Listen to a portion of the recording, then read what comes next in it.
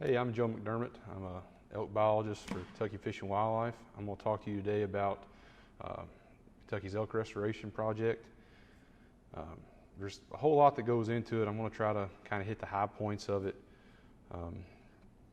We're going to start with a little history of elk in Kentucky in the past, kind of go through the restoration process to where we are today, and then talk about how we've taken the restoration one step forward. So a brief history of elk in Kentucky. We do have elk in Kentucky now, but we didn't for about 150 years. We used to have what is known as the eastern elk, which you can see in the top left picture. That's a drawing by James Audubon. It was likely a smaller elk, a smaller body size, smaller antlers.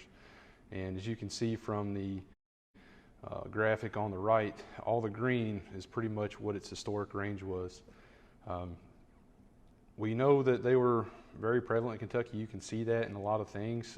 If you look at like place names, like here in Frankfort, you have Elkhorn Creek, there's Elk Mountain, a lot of things named after them. There's archaeological records showing that they were here. We know that they were a pretty important species to people, when we were first settling. But like many of the species we know and hunt and have and take for granted today, they were pretty much wiped out due to overharvesting and habitat degradation. And you see also on that green, the green area in the graphic on the right, it has dates, and you can see how the native eastern elk were went extinct by year. And it's thought that the last eastern elk from Kentucky was killed prior to 1850. And we were hoping to change that. So a lot of people ask us, why do you call it an elk restoration, right? Technically we had eastern elk originally, but what we have now are Rocky Mountain elk. But for all intents and purposes, they play the same role in the environment and the habitat. They're functionally very similar. So the elk that you see on the left with the ear tags, that's technically a Rocky Mountain elk that's here in Kentucky. It's one of our study animals. He plays basically the same role in the landscape that the eastern elk did. So by definition, we can see, to restore or restoration is bringing back or returning something to a former condition, place, or position.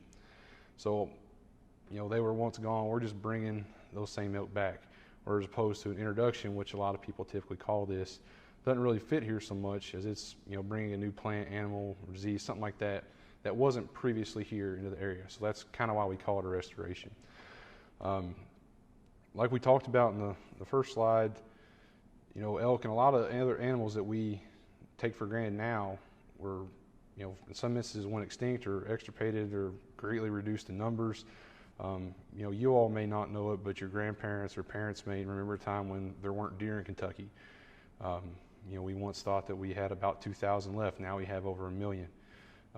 As Zach Danks talked about a couple weeks ago, wild turkey populations plummeted, and now we've worked to repopulate, grow those populations back. Most of this happened in the early 1900s, mid 1900s. It's kind of this change in thinking where we need to take all these animals where applicable, where we're able to, that man basically put on the brink of extinction or extinct, and bring them back where we can. Like I said, we do it where it's applicable. We obviously would like to do it for everything, but we can't. But elk is something that we really thought we could work on. We've done really good work, except with deer, turkeys, otters, beavers, falcons, all kinds of things. So elk was another logical step for us. The first thing for us to think about, though, is where we would actually put them. Historically, based on all those records and what we think the habitat was like in the past, we believe that the higher concentrations of elk were likely in the central and western portions of the state, where you have more of that prairie, savanna type habitat, and the east was predominantly more forested.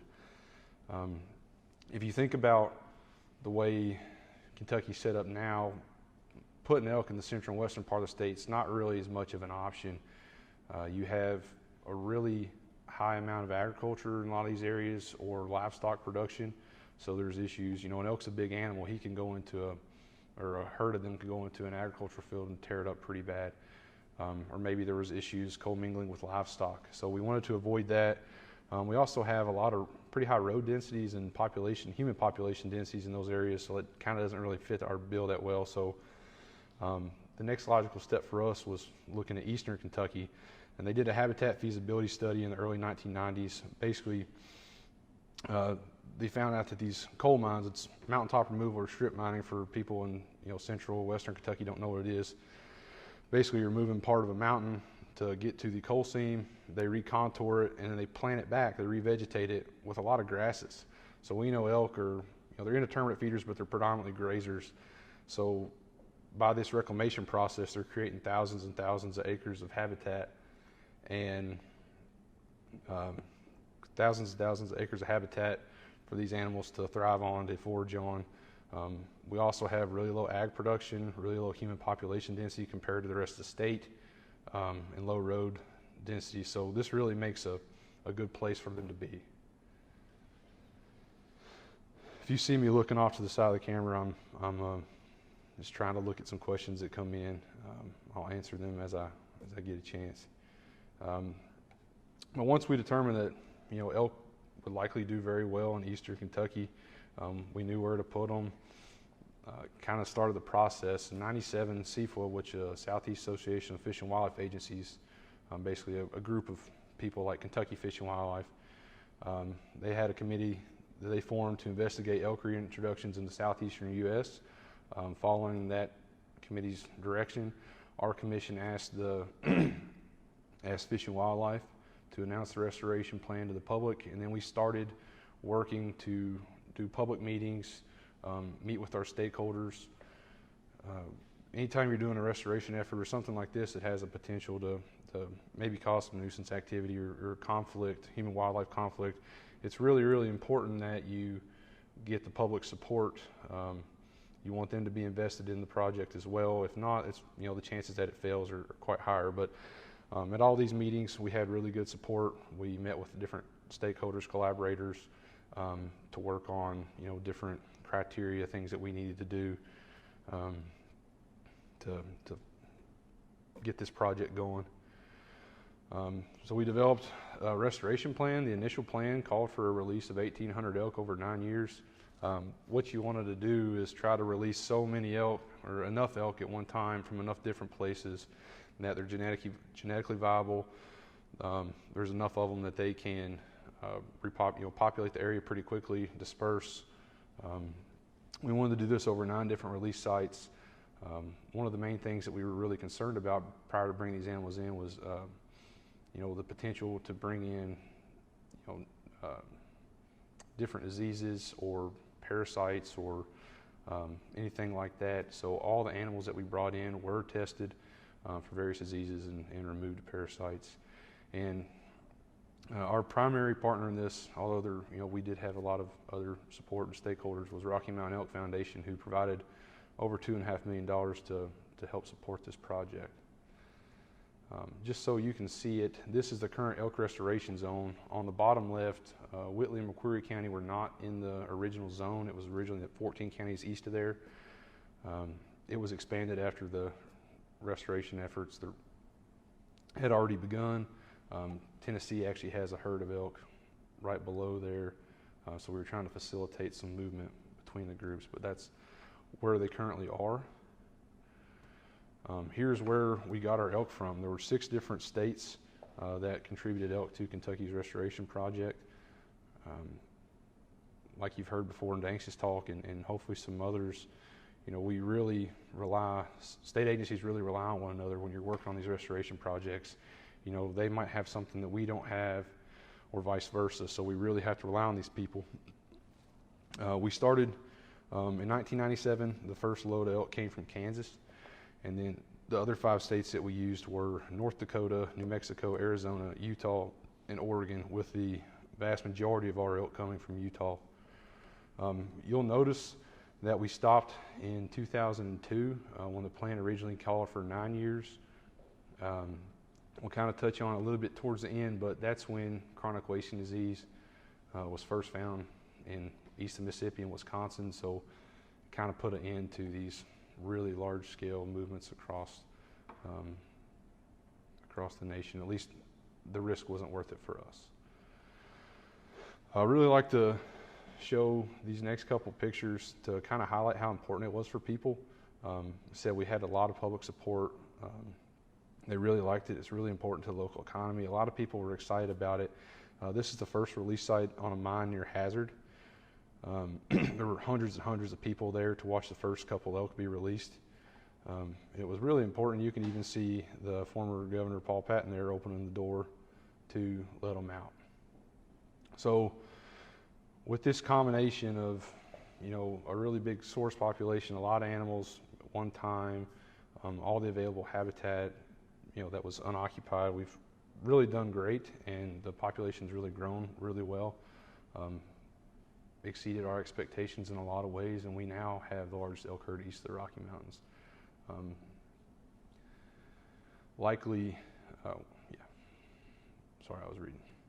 We're going to kind of step to the side just a little bit, talk about elk hunting in Kentucky some too,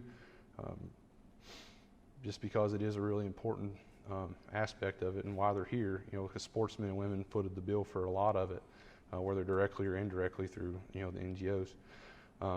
The first modern elk hunt in Kentucky was in 2001, and we issued 12 tags, 6 for either sex, so 6 cows, 6 bulls. All were successful. You'll notice that we started doing it before we finished putting elk on the ground, and we thought it was really important to get this done to show that, this is our commitment to hunters. We want people to utilize this resource.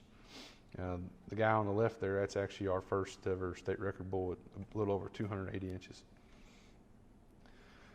Fast forward through time, we have had a lot of different tags available and offered through the year based on a variety of factors, but you can see on the left where we very first started, we fluctuated between those original 12 tags up to 1,000, and now we're currently sitting at about 600. In the graphic here, if it's hard for you to see, the green is the total number, the yellow is the antlerless, so whether that was a cow firearm or a cow archery that used to be, and the red is bull, same if it's firearm or archery. What we're offering today, we offer almost 600 tags, 594 lottery elk tags. This is actually, the top one is a new change for us. We wanted to offer a little better opportunity. We had a lot of hunters saying, well, I got a cow archery tag, but all I could see are bulls, or vice versa. And we wanted people to have more opportunity to harvest animals while they're out there with that weapon type. So we now have a either sex archery season.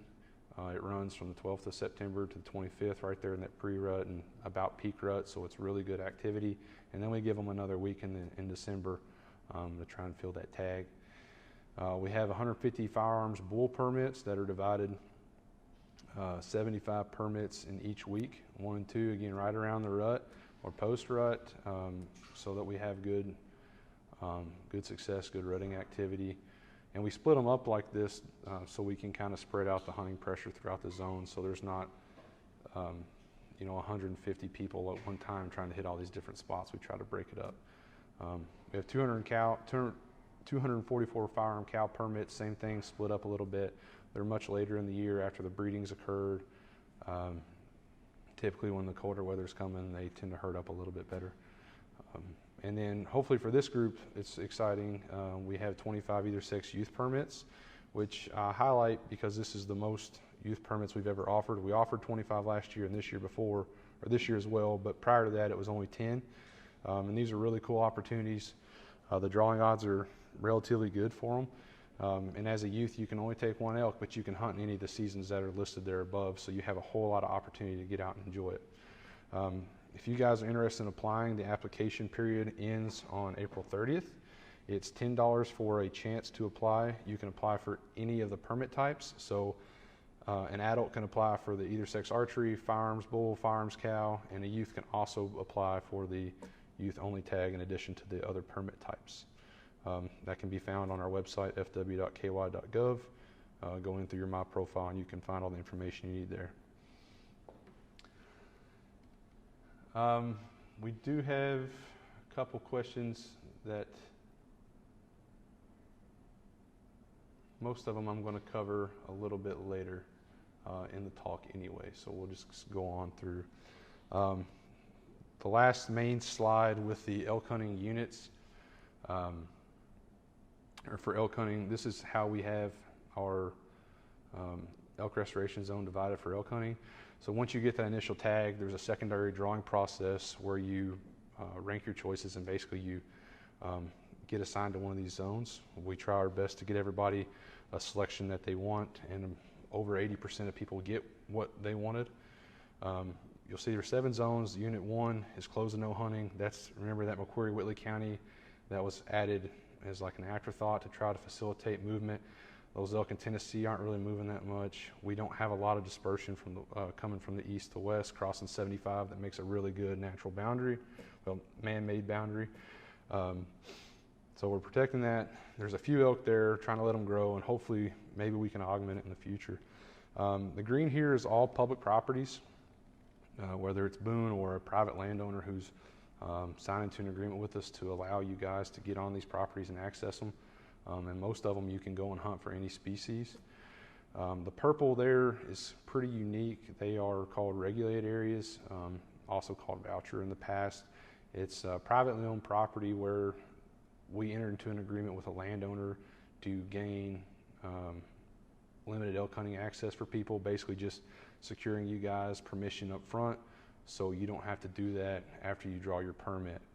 In the red areas, as we had a question from Nikki asking, are there specific areas in the elk restoration zone where elk are protected from hunting? That are these red areas here, Paul Van Boeven WMA, Fish Trap Lake WMA, and the Appalachian Wildlife Center. These are all places that are currently closed to elk hunting for this year, where the public can go and view elk. And also by default, Unit 1 is closed to elk hunting right now as well.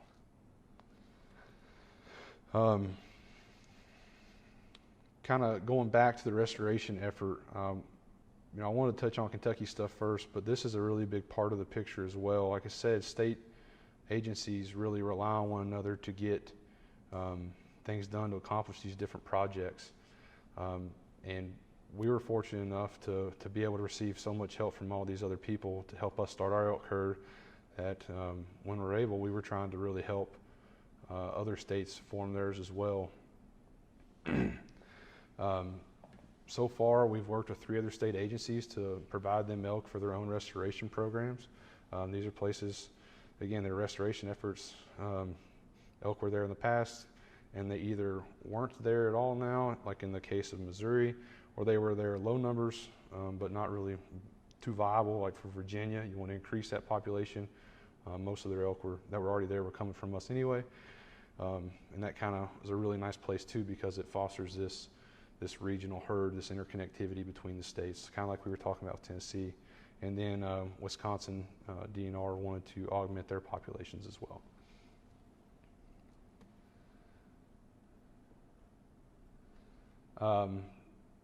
Just to talk about how we actually fulfill these agreements, these obligations, how we capture these animals. On the bottom right, you'll see what we call a corral trap. This has been the predominant way we've captured these elk for these projects, and this is how we got most of ours from the other states as well. It's called a corral trap. It's 8 by 10 foot panels, cattle panels that we put fabric on they can't see. There's bait and a tripwire in the middle. When elk go in there to eat the bait, they get captured. And I really like to show this picture too, because it kind of highlights how really awesome elk are. That's a 550 pound adult cow, and that's a 10 foot at the very top of that cattle panel there you're seeing, and she's almost cleared it. The other thing that we're doing now, we've really started using the past couple years with great success, is helicopter capturing. That's the picture on the left. We contract with these groups. They come in with their helicopter. They'll observe elk on these mineland areas, these open areas, and shoot a net over top of them, and then they'll put them in a bag and bring them to us for processing, and that's been really effective. And we don't really have enough time for it today, but if you can go to this link or go to YouTube and type in Kentucky elk helicopter, it's a really good segment that Kentucky Field put together for us on the very first year of this program. Before we get too far away, another question, Ed asked, how do you get a permit to hunt elk? Like I mentioned, go to your My Profile. You go through the application process. You can apply for any of the 4 permit types, 3 if you're an adult, or there's also landowner permits that you can purchase, but you have to contact the department, either info center or 1-800-858-1549 to get those. Continuing with this, capture methods.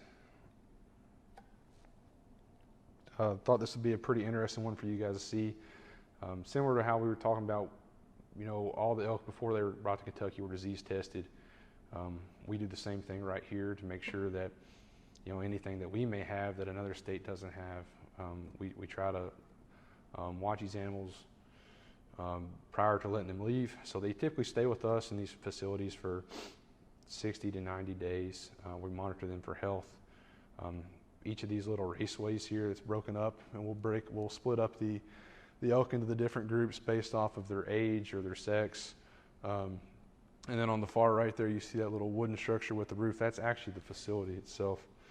So we'll run animals out of those pens into this facility. Is the top right picture here. Some of our old crew, they run into these chute systems, much like a cattle operation. Into the bottom, they finally run to a squeeze chute where we test them for different stuff. We give them medicine to prevent different things. They'll get their ear tags, collars, all that. And the top left picture is a group of elk heading to their new home. And like I said, it's important to that we were able to help these people, but we get asked a lot, why do we do it? Why do so many people want to come to Kentucky to get their elk? We're not doing it right now, but Kentucky makes a lot of sense. If you look on the right, this is a map from the USGS. As of today, the total distribution of CWD across the North America. Most of those old source stocks have since got it, and we don't have it. We do a lot of testing to try to detect the disease early, but we've not detected it. We've tested thousands of samples, so that's a really good thing. It's logistically a lot easier to bring elk from Kentucky if you're, say, in Virginia, than to drive all the way past and go somewhere else. We've documented that our transplanted Rocky Mountain elk can thrive in this environment.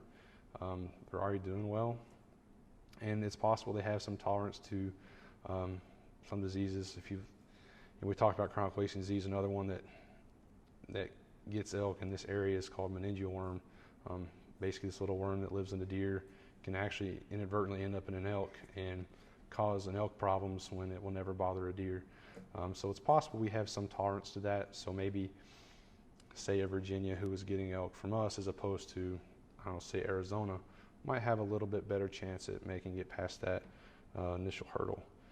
And we have surplus animals in places that we don't hunt. There's all kinds of it, landowners that have issues, or just places that generally aren't open to hunting, and we have surplus and we try to help when we can. But that's about it for what I've got today. If you guys have questions, there's a whole lot of cool things that we're doing with elk in Kentucky. You can feel free to contact me at my number or email provided there. Or also, I would encourage you to look at the elk page on our website. There's a ton of information that will help address any other questions you may have.